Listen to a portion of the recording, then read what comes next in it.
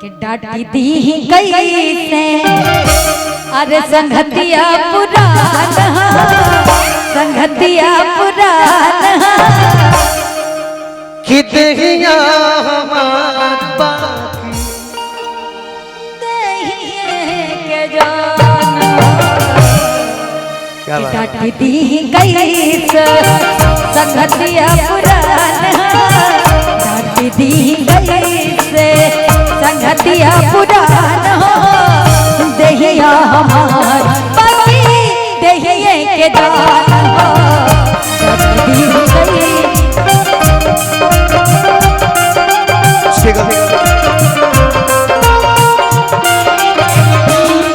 बेदर्दी तेरे प्यार ने दीवाना कर दिया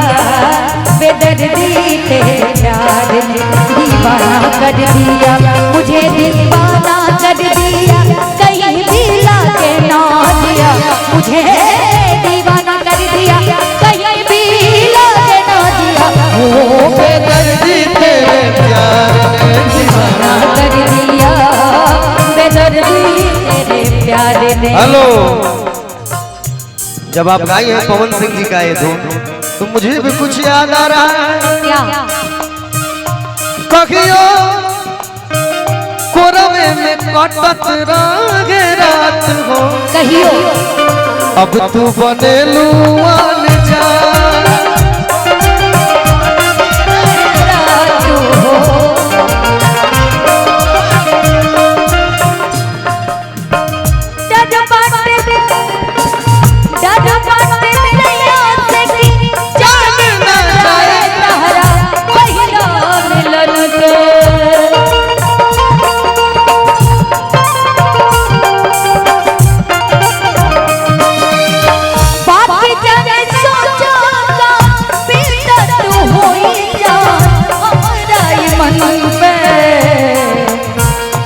चला जाए लागे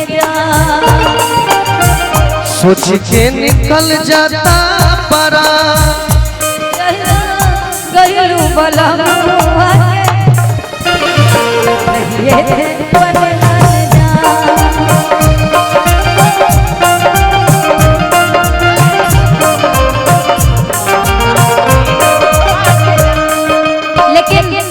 बात ले डांट दी कैसे संगतिया पुराना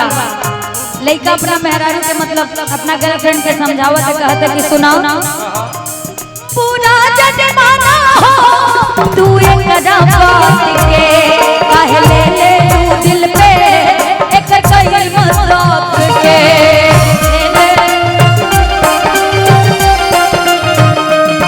पूरा जमाना हो तू एक कदम बात के काहे ले ले तू दिल पे एक कोई मजाक के काहे ले ले तू दिल पे एक कोई मजाक के। सच्चा दोस्त जिंदगी में होना बहुत जरूरी होता है। एक गाना और तुम गा सुख दुख में साथ रहे सुख दुख में साथ रहे हमारे अभिमान हमारे अभिमान दहिया हमार बाकी